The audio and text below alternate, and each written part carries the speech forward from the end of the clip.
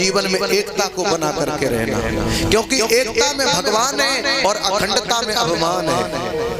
एकता में भगवान है, अखंडता में अभिमान है। जो लोग समाज में जुड़े रहते हैं उनकी वैल्यू रहती है। मेरे बड़े बूढ़े ध्यान दें, आपने बाजार में देखा होगा अंगूर बिकते हैं या केला सही बिकते हैं। जो केला गुच्छा में लगे उन केलों को 50 रुपए दर्जन में बिकना पड़ता है, और जो केला गुच्छा से टूट गए उनको 10 रुपए दर्जन में बिकना पड़ता है।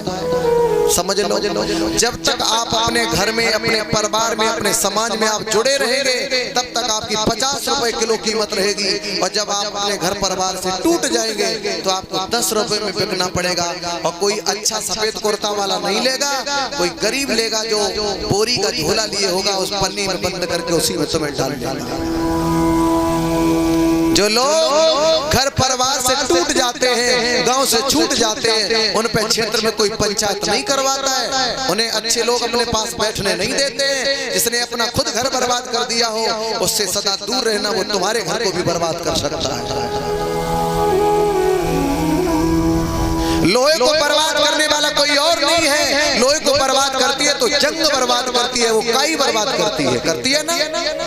आपको मिटाने वाला दुनिया में कोई नहीं है। आपको यदि मिटाएगा, समाज में गिराएगा तो आपका अपना बन के तुम्हें गिराएगा, आपका खास बन के तुम्हें मिटाएगा। बाप को दुनिया में झुकाने वाला कोई गांव का पैदा नहीं हुआ। बाप को झुकाने वाले के बाप को पत्नी झुकाए के फिर औलाद झुकाए।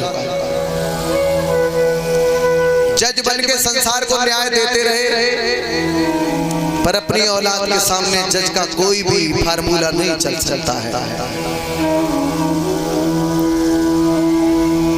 मेरे भागवत प्रेमियों, जीवन में एकता बनाए रखना, जीतने की कोशिश मत करना।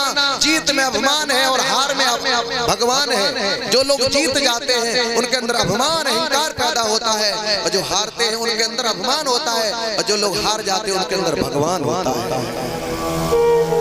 दोस्ती भी जीवन में करना तो किसी अमीर से दोस्ती मत करना। जो लोग अमीर से दोस्ती करते हैं उसके दरवाजे पर रोज जाकर के उसके पैरों को चाटना पड़ेगा तुम्हें। दर्द में किसी दिन काम नहीं आएगा। याद रखना, आपने देखा होगा गांव में हमने बारात आती है, एक बारात का बड़ा नियम उल्टा है।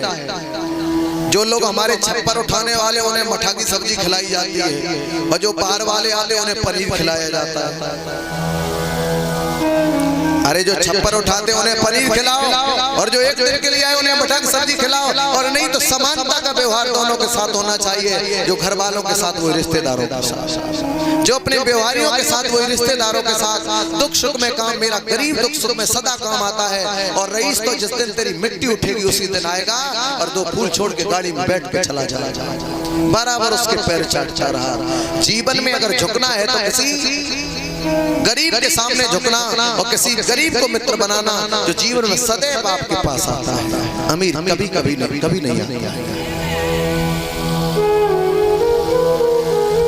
देखा होगा चुनाव का पीरियड आता है, वो लोग जो वोट मांग मांग के आपसे बनने का काम करते हैं, वो लोग कुर्सी पे पैर रख के पहले तुम्हारे पैर छूते रहे, फिर पैर छुलवाने का काम करते हैं। हम लोग जाके गिड़गिड़ाते हैं, ये काम वो काम फलाना, कोई काम नहीं बनेगा। रोना है तो उसके सामने रो जो तुम्हें छुपाने वाला हो, और जहाँ छुपाने वाला नहीं वहाँ रोना बेकार है, वहाँ रोना बेकार है। जीवन में दोस्ती करना है तो गरीब से करना, व्यवहार करना है तो गरीब से करना। गरीब आदमी पैसे का समय आएगा तो घरवाली का गहना रख के पैसा दे देगा, पर वो अमीर किसी काम में नहीं आएगा आपको। संसार में हम मनुष्यों का जन्म लिया है तो केवल इंसानियत को समझो, इंसान इंसान के काम आ जाए। पर आज अगर दुख है तो इसी बात का है कि इंसान इंसान को खाए जाए। रात में घर से निकलो तो पहले शेर भेड़िए का डर लगता था, अब रात में काहे का डर है? रात में एक आदमी हो गया, क्या कहता कि कोई आदमी ना रास्ता में मिल जाए, इसी का तो डर है। बताओ, आदमी सही तो डर रहा है कि कोई रास्ता में आदमी ना मिल जाए, वो भी तेरे ही जैसा होगा। पर डर है क्योंकि मैं तो ईमानदारी से जा रहा हूँ, पर वो किस व्यवहार से शरीर के साथ बर्ताव होगा, इस बात का डर है। तो इंसान इंसान को खाया जाए। इंसान इंसान को खाए जा रहा है।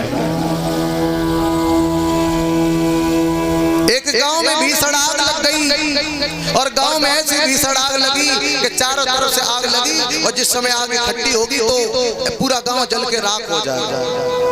सब लोग अपनी अपनी गाय भैंस और झोला झोला पैसा लेके निकल पड़े।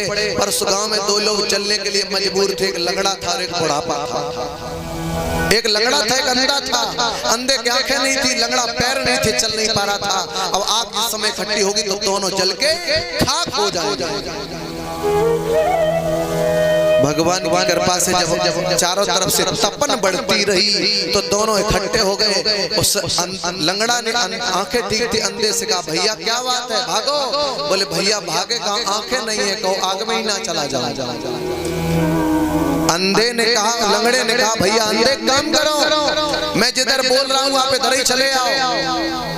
आपके पैर ठीक है, मेरे पैर खराब है, आपकी आंखें खराब है, मेरी आंखें ठीक है। और लंगड़ा ने अंधे से कहा भैया अंधे तुम जमीन पे बैठ जाओ तो हम तुम्हारे कंधे पर बैठ जाएंगे। लंगड़े ने कहा मेरी आंखें हो जाएंगी, तुम्हारे पैर हो जाएंगे, दोनों बच जाएंगे।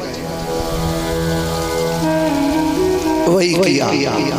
अंधा लंगड़ा के करीब आया, लंगड़ा उठक करके और अंधे के कंधे पर बैठ गया। अब अंधा जिधर लंगड़ा जिधर मुड़ा देता अंधा उधर ही मुड़ जाता है। अंधे के पैर ठीक है, लंगड़े की दोनों आंखें ठीक है, दोनों बच गए। ये अंधा और लंगड़ा क्या है? अंधी जवानी है जो काम कर देती है, सोचती समझती नहीं है। लंगड़ा बुढ़ापा है, सोच तो बहुत है पर अब चलने के लायक नहीं है। अपना ज्ञान कहाँ प्रवेश करें क्योंकि पैर लंगड़े हो चुके हैं, अब जा नहीं सकते। तो अंधी जवानी है, लंगड़ा बुढ़ापा है। जीवन में काम करना है तो ये पैर है, ये जवान के होने चाहिए और जो अनुभव है, दिमाग है, ये बुजुर्ग लंगड़े का होना चाहिए। तब तो समाज में आपको उन्नति मिल सकती है। और ये द्वेष भावना ईर्षा की ये जो आग है, ये क्या है? ये द्वेष भावना और ईर्षा की आग लगी है जो हर घर में है, हर समाज में है। इस द्वेष भावना की ईर्षा से आग से बचना है तो ये आंख का दिमाग का अनुभव है, ये बुजुर्गों का होना चाहिए। सोच समझ के काम करना ये बुजुर्गों का काम होता है और बिना सोच के किसी काम को कर देना ये अंधी जबानी का काम होता है।